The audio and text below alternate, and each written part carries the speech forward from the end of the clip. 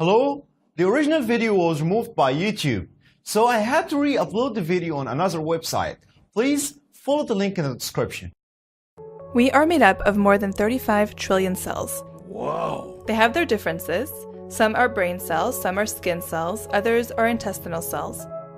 But despite these differences, they have a common lineage since they all came from one single cell. The process by which one cell makes 35 trillion cells that do everything from digesting food to killing pathogens and creating memories is a complex one.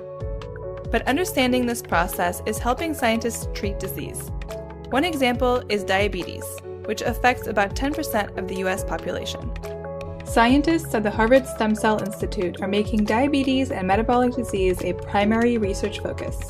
Diabetes is caused by the loss of functional beta cells.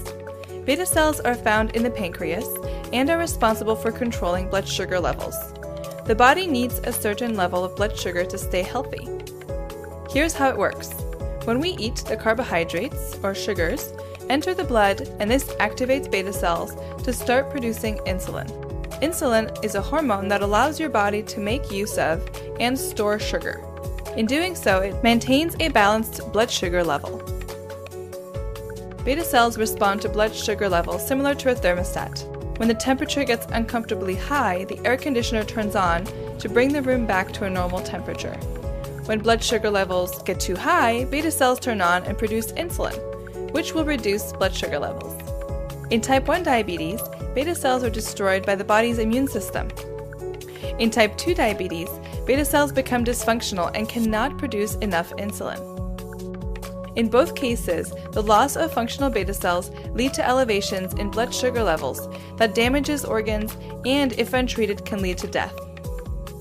At present, diabetics inject insulin with a syringe or pump, but providing insulin by that means is nowhere near as exact and effective as having functional beta cells. To treat diabetes, scientists are trying to replace the missing or dysfunctional beta cells.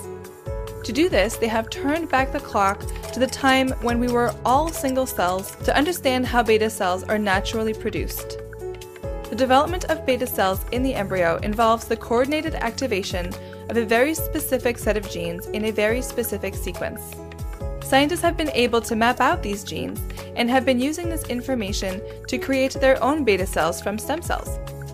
By replicating exactly what happens in normal development of the embryo, scientists are creating beta cells in a petri dish. And these new beta cells are functional. They can produce insulin in response to blood sugar levels. Scientists are now solving a new challenge. How do we introduce these cells into the body and keep them alive? One challenge is to protect them from the immune system, which is responsible for killing beta cells in type 1 diabetes.